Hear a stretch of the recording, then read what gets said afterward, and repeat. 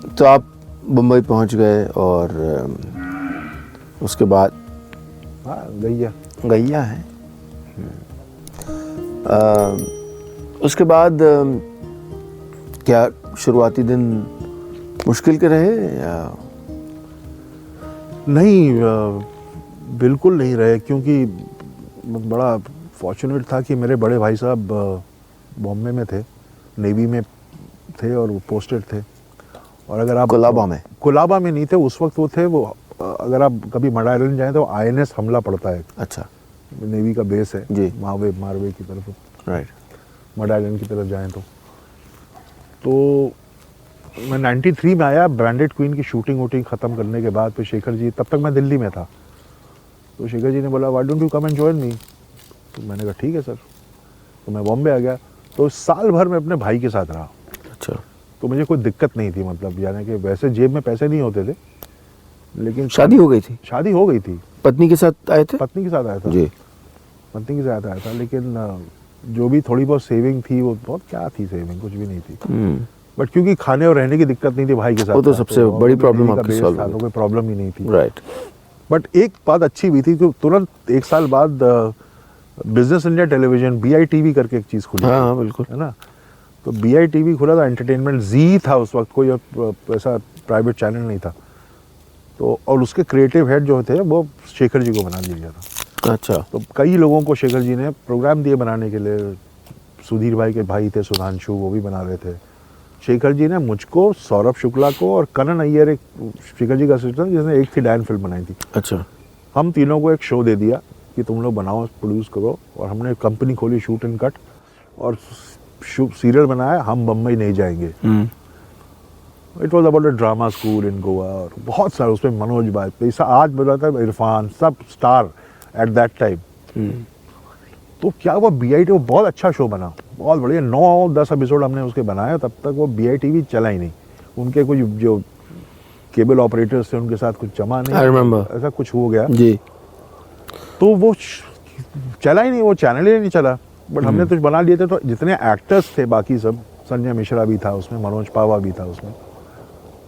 तो इन लोगों ने अपने शोरील बनाई, अपनी शोरील बना के दिखाते हैं एक्टर लोग अपनी जो स्ट्रगल करते हैं ना, प्रोड्यूसर को दिखाना। जी जी। तो हम मम्मी नहीं जाएंगे भी दिखाते थे। तो बाकी प्रोड्यूसर कहते थे ये ठीक है तुमने तो की, ये शो डायरेक्ट किसने किया है? अच्छा।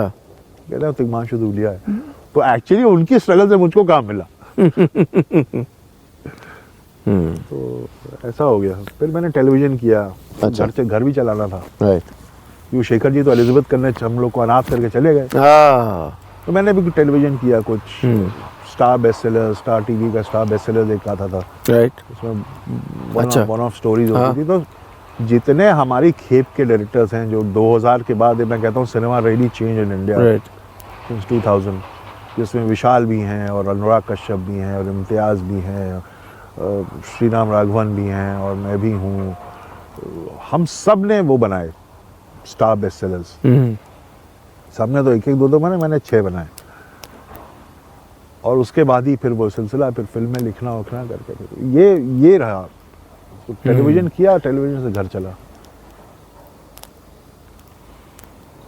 और फिल्म में बड़ा मोमेंट कब आया? आई थिंक जब दिल से लिखी जी। और फिर मणि सर के साथ काम करना, उनकी फिल्में देखी थी, रोजा, बॉम्बे, सारी फिल्में। तो जब उन्होंने मेरा वो लिया था ट्रायल, एक बहुत बड़े राइटर हैं, उनका नाम नहीं लूँगा, तो उनको भी बुलाया था। अलग अलग हम दोनों राइटर एक दूसरे से मिले नहीं थे, बट उनके रूम में मैं तो सीढ़ी पे बैठ जाता था। और दिल से का इंटरवल सीन है जिसमें मनीषा शाहरुख को छोड़ के चली जाती है और रेत पे कुछ लिख के जाती है। राइट। वहाँ पे इंटरवल होता है दिल से का, वो सीन दिया था कि लिखो। अच्छा। तो मैंने भी लिखा था, उन बड़े राइटर ने लिखा था, तो मुझे ले लिया उन्होंने।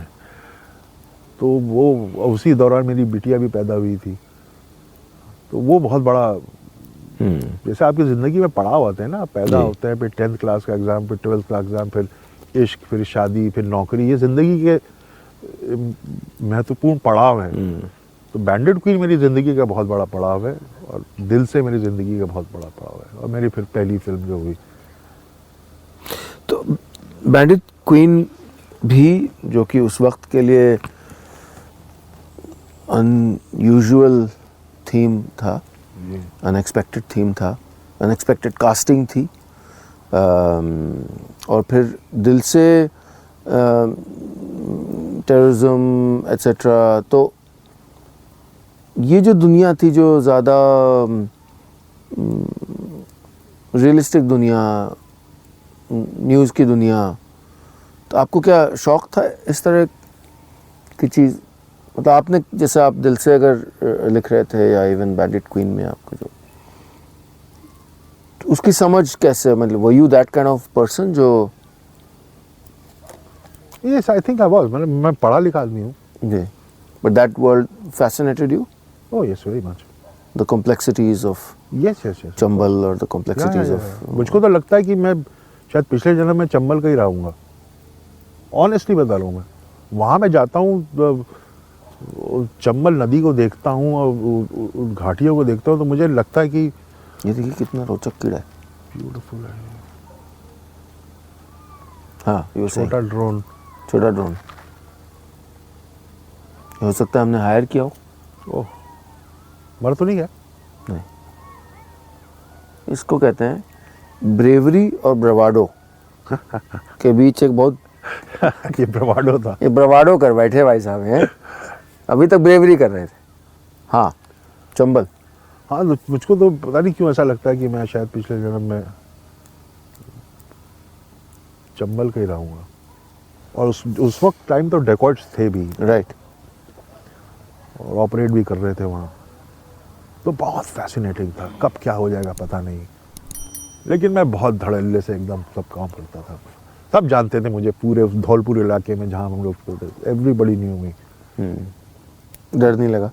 कभी नहीं, कभी नहीं। वही तो मैं कहता हूँ, मुझको हमेशा लगता है कि मैं पिछले जन्म में चंबल का था।